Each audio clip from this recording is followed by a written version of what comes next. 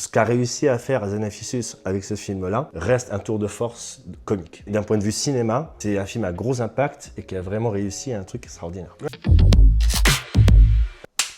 Scène préférée, ce format où on revient avec vous sur certaines des scènes que l'on préfère, justement des scènes cultes, des scènes marquantes parce qu'elles proposent un jeu d'acteur formidable, une ambiance particulière ou qu'elles sont tout simplement iconiques. Et aujourd'hui, on a décidé de revenir sur une grande scène comique du cinéma français avec ce grand monsieur qui est Jean Dujardin et qui a eu l'un de ses rôles les plus marquants avec OSS 117. Oui, OSS 117, Le cœur ni d'espion, pour être plus précis. Un film de Michel Hazanavicius qui est sorti en 2006. Énorme succès en France, même à l'international, qui a servi un peu de passerelle à Jean Dujardin pour aller faire plus de rôles aux États-Unis derrière. Mais c'est ce film-là qui lui a donné cette dimension d'acteur international un peu.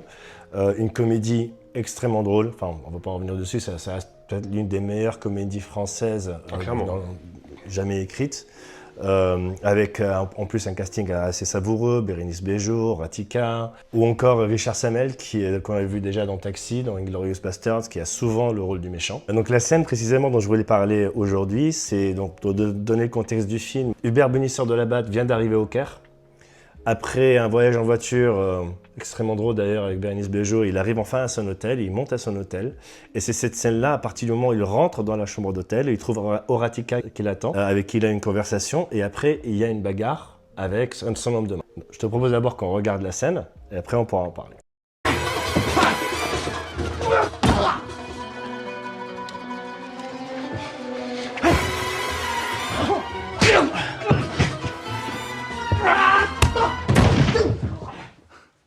J'aime me battre.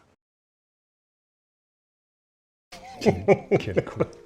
J'adore ce film. Et donc, pourquoi cette scène en particulier? C'est parce que Hazanavicius arrive à rendre hommage à deux cinémas comiques en même temps. Il y a le côté vraiment film d'espion des années 50-60. Là, par exemple, la suite dans laquelle se passe la bagarre est reconstituée exactement de la suite de l'hôtel de James Bond, dans James Bond contre le Dr. No, film de Terence Young sorti en 62, le tout premier James Bond, avec Sean Connery et Ursula Andress. La suite de l'hôtel est exactement la même, donc l'hommage est vraiment très fort. Et ensuite, la scène de combat qui se tient derrière, chaque geste est un hommage au cinéma des années 50-60, cinéma d'espion, cinéma d'action de cette époque-là, parce qu'on retrouve tous les clichés. On retrouve la prise de judo exagérée où le mec s'explose complètement sur la table, se protéger avec ce qu'on trouve autour de nous dans la maison, même les réactions. Quand Dujardin se prend enfin un coup, il a une réaction genre je m'énerve ou j'agite ma cravate et il attaque encore une fois. On a vraiment ces deux côtés-là, le côté années 50-60 mais avec le côté très absurde des Zaz. Ça m'a fait beaucoup penser à tout ce qui a été un peu dans l'avion, avec Abrams un peu plus tard, avec Hot Shots, où on retrouve beaucoup de points communs avec la réalisation qu'on peut aussi voir dans OSS 117.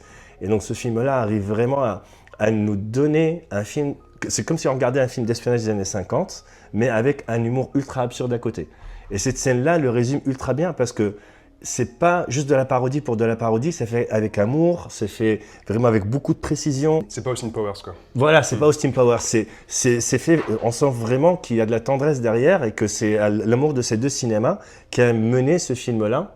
Et en plus, on retrouve ça dans tout le film. J'ai choisi cette scène-là, mais il y a d'autres scènes. Celle où ils sont enfermés dans les pyramides, c'est aussi un peu la même chose, mais avec un côté plus Indiana Jones. Et je pense que c'est l'un des facteurs de succès de ce film. C'est ce côté où on arrive à traverser un peu l'histoire du cinéma des années 50 à aujourd'hui, en montrant plusieurs genres, mais en mettant toujours le côté humour absurde. Il y a, bien sûr, quand il arrête pour dire « j'aime me battre », ça, c'est de l'humour absurde un peu à la Hot Shots, mais qu'on retrouve aussi dans le cinéma français, parce que c'est une scène qu'on aurait très bien pu voir dans un film réalisé par Chabat.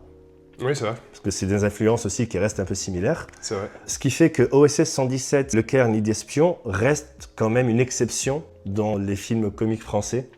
Parce qu'il emprunte à beaucoup de genres, à beaucoup d'époques, à beaucoup de cinémas différents, mais il arrive à le faire à la française pour que ça ne soit pas trop flagrant, pour que ça ne tombe pas dans la parodie facile. Et c'est un tour de force. Bon, après, les suites n'ont pas été aussi réussies, on va dire. Le deuxième est bien, le deuxième est très bien, le troisième... Le troisième, c'est un désastre complet, mais le deuxième est moins bon que le premier parce qu'on retrouve un peu la même recette, mais ils ont essayé de l'exporter en perdant un peu le côté absurde. C'était plus de l'humour un peu franchouillard, avec des blagues, des quiproquos, des choses comme ça. Blague antisémite à fond, ouais. Ouais, mais beaucoup moins sur le côté parodique d'un genre de film bien précis. Moi, j'aimais bien quand même le deuxième, mais ouais. Le premier Oui. reste le meilleur, quoi. Ah ouais, clairement, ça pour moi c'est en termes de réalisation, en termes de détails, même de jeu d'acteurs. Les acteurs ont été briefés pour jouer vraiment comme dans les les films de cette époque-là. Celui qu'on remarque le mieux, bien sûr, c'est Hubert Bonisseur de la Batte, un personnage mythique, mais tous les autres qui sont autour, là, on peut parler de la scène dans le bar où il est avec François Dianias, qui nous sort aussi des moments très savoureux. Ça aussi, c'est inspiré par d'autres films, là c'est plus Casablanca, ambiance feutrée, etc.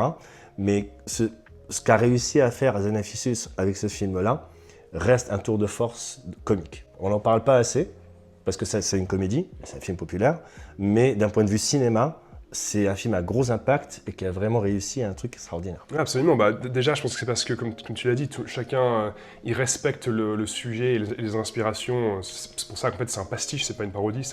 On n'est pas sur du Austin Powers. Yeah, baby! On est sur le cadre et l'intrigue qui finalement est quasi identique à des intrigues type James Bond et les vrais films OSS 117 qui sont des vrais films, une vraie série.